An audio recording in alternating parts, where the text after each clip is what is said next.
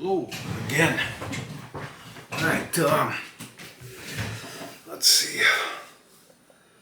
Yeah, no more numbers. So I'm not going to say this is story, whatever. This is about Bigfoot. It's off my Bigfoot encounter. And some other things that I put together with what they call Bigfoot. I think it's more commonly known in America as shadow people. It's not like science has labeled these. Like when they discover a species, a new moth, it gets a nice Latin name and then an English name, and that's not the same with these things. They get whatever name sticks that people put on them. Bigfoot, Stinkfoot, Chewbacca, Wookiee, Yetis. I'm joking around a little bit, but this has to do with Bigfoot or shadow people, whatever you want to call them, the aftermath.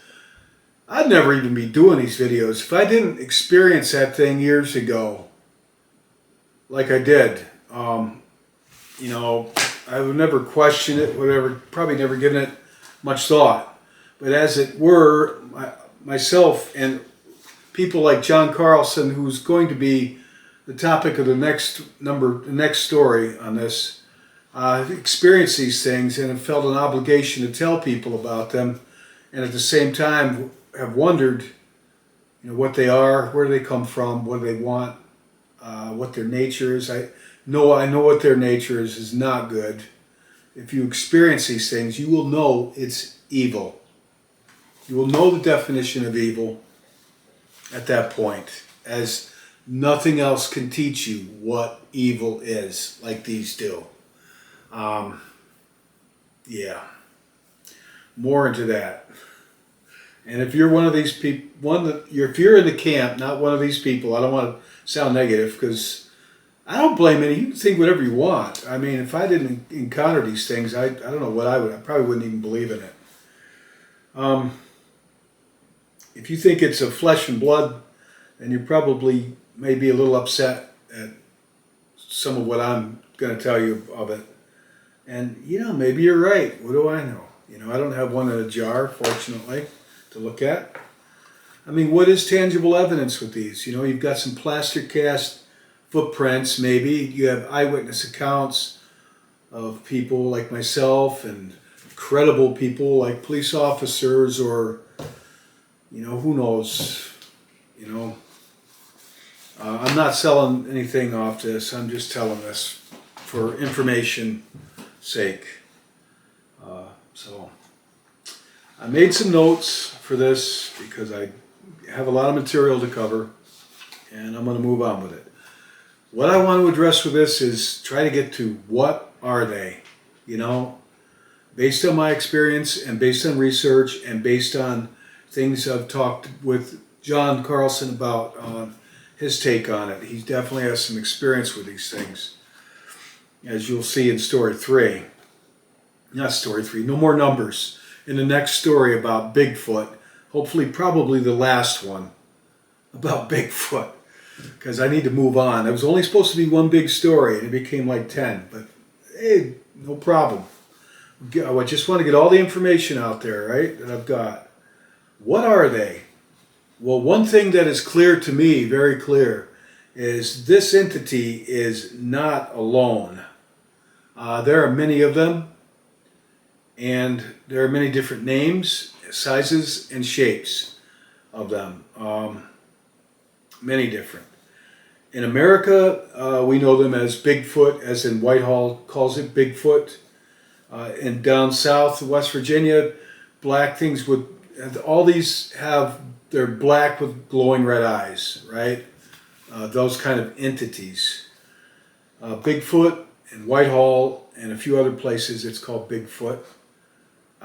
Maybe Bigfoot in other places is something different, but I know what Whitehall's is because I've encountered it twice. Once very close. That's in the story 52 if you're just tuning in. Other places it's called Mothman. Down south, Kentucky, West Virginia, south for me. I'm in central New York. Here's what's becoming prevalent is something called Dogman. And that's something that's pretty bizarre. It starts out like a big black dog with glowing red eyes, and then it's said to stand up and kind of, they call it shapeshift or morph into like a giant, like a very tall, 7-foot tall man's figure with a dog's head with glowing red eyes and very menacing black. They're called shadow people, and you know, that's what a lot of people refer to when they see a black entity with glowing red eyes. They call them shadow people. Down around Texas, they've got one called Goatman, a giant goat humanoid figure. I don't know, like something off a, I don't know, comic book. It's just pure fantasy, but people report seeing this giant figure of a very menacing half man, half goat thing. Glowing red eyes have been reported on that. In New Jersey, that's known as the Jersey Devil, which is supposed to look like eyewitness accounts, and this has been reported through New Jersey, near this certain area of woods in New Jersey. It's been reported for 200 or 300 years, almost about 300 years actually, off and on. And I think it's called the Barrens, the name of the woods. And people say don't go camping there alone. It's supposed to be a giant, bizarre, like a giant kangaroo with dragon wings, black. It's been said to have glowing red eyes in some reports. In Belgium, there's something called, and I might mispronounce this, well, I guess this is Belgium, Olde Rode Augen, which I think it's almost like German, old red eyes. I'm probably mispronouncing Belgium, Olde Rode Augen, which means old red eyes. And God, I know in German to be alte rote Augen, I think. Anyway, Belgium has old red eyes, otherwise known as the Beast of Flanders, which from the early 18th century up until present is a ghostly dark figure with fiery red eyes. That has been seen in the Mechelen and surrounding areas of Belgium. And I'll tell you where I used to work at the mine in Lansing, which has been a mine for about 120 years, and been a lot of fatalities there, particularly in the olden days when they didn't even give safety a second thought. And the mine is like 2,000 feet down. It's a dangerous place to work, salt mine. I've heard a lot of the workers, even some of the ones that aren't superstitious, talk about seeing a ghostly figure of an old miner with glowing red eyes down there. And they called him Old Red Eyes, so that made me think of Belgians, Olde Rode Augen, whatever. Now, in the UK, that's say primarily in Britain, Scotland, and Wales, it is, I wouldn't say it's very common, but there are more reports of entities, black entities with glowing red eyes than anywhere else. I mean, it's, if you had to make a map, if I made a map, and I was thinking about doing it, but I didn't, just putting a dot where they've been reported, England will be full of dots. And because there's all kinds of reports of black menacing figures, namely dogs, but sometimes horses as well, sometimes humanoid figures, black with glowing red eyes.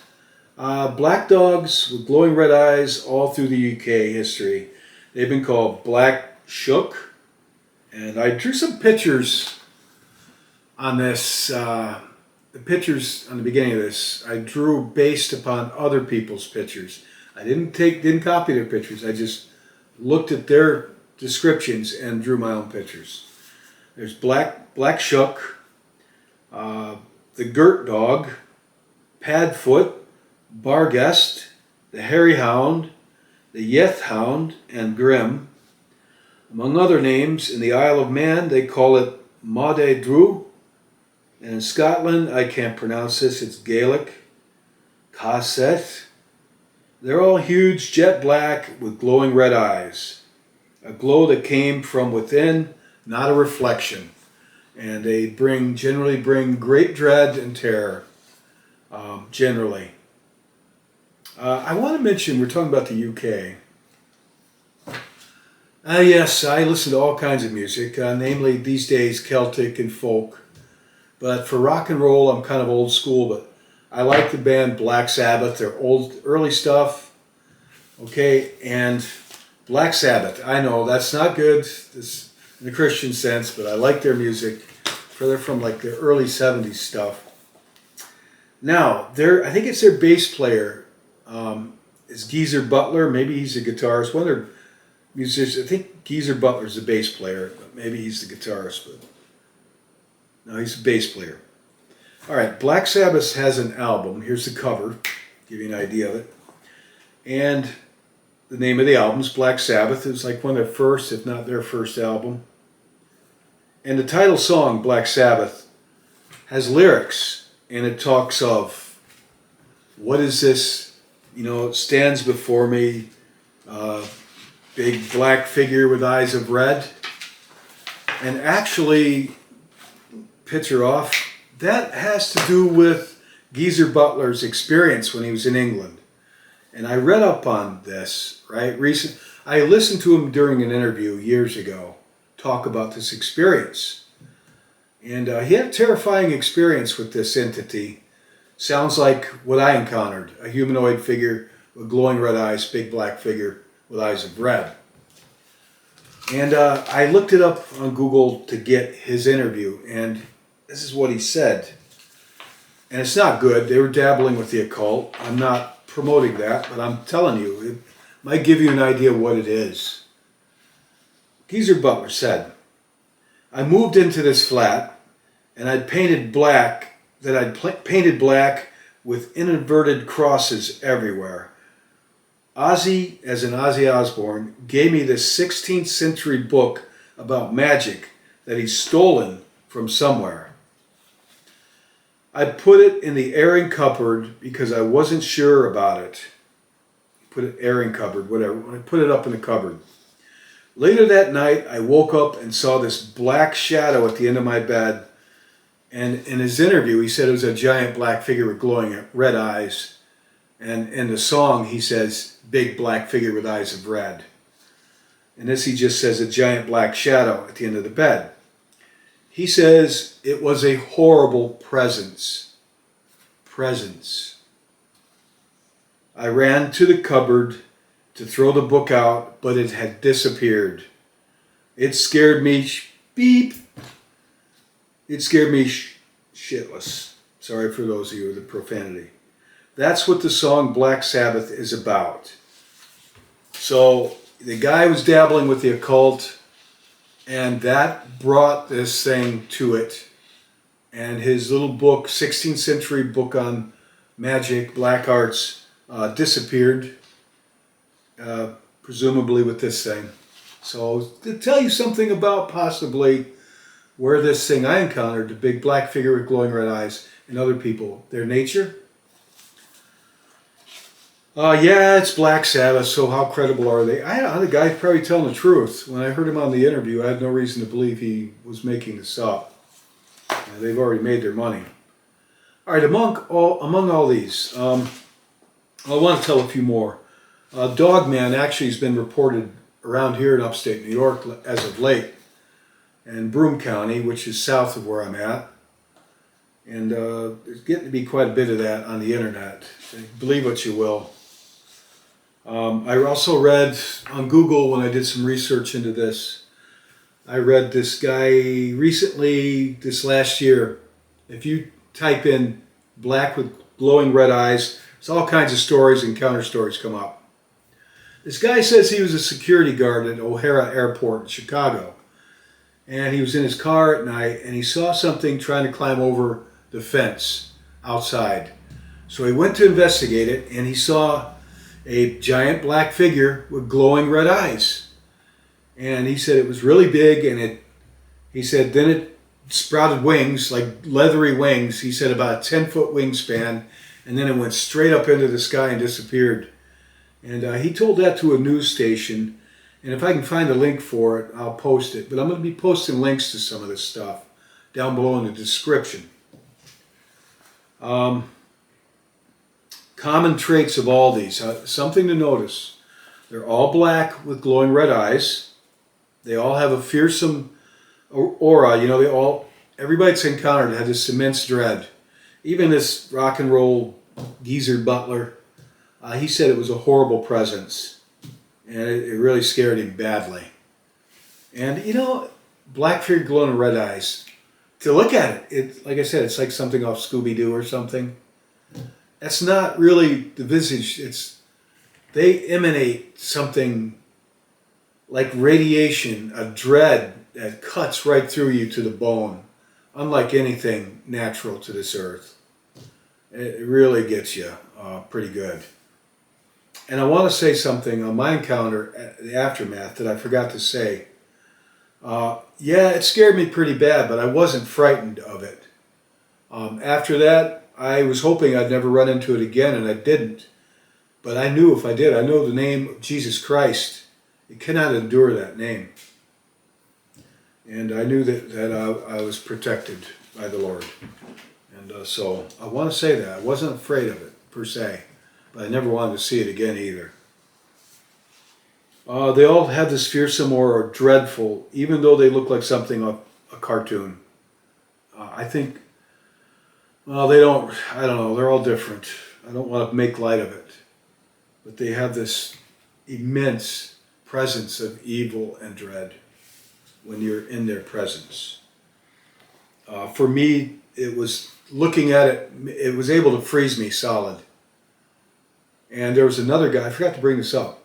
There was another guy, when I talked to the man that was researching these things in Whitehall, who said there was another guy that encountered it there, a man that used to own the old country club, long gone man, who encountered it. And he said it did the same thing. He encountered it with his dog out on his golf course. And it made him freeze solid, and it made his dog freeze solid. I mean, it just, when you see the red eyes coming at you, you can't, I mean, I could move my hands and my face, but that's it. You know, it really immobilized me on what I encountered in Whitehall. One thing they all have in common, there's never been a physical trace of anything found. No bones, no habitat, absolutely nothing ever found of any of these entities physical, you know.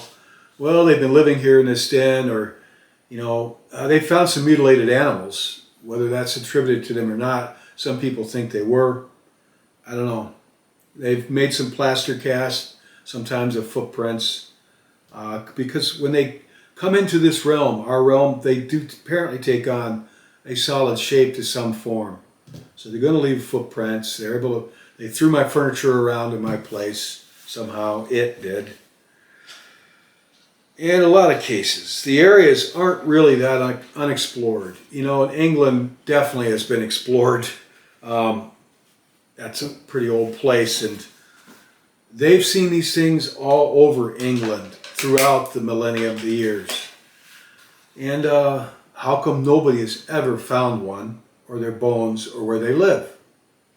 Well, I think you'll find out in the next story relating to these things, the final story for me, I hope, on it. I want to move on to other things.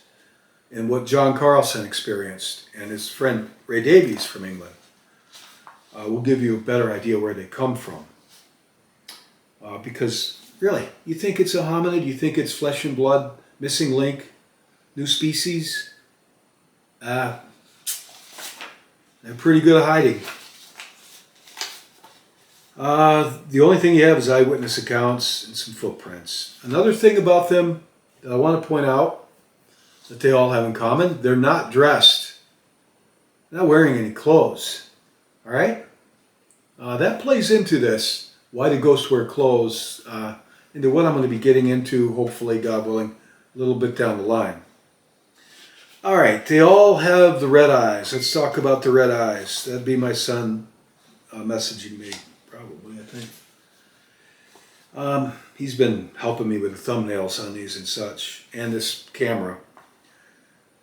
I looked into those eyes for up to maybe 5 minutes. You know, on the other one I said, I was wrong. I was looking at when I told the story of my encounter, I said it was there like 20 or 30 seconds.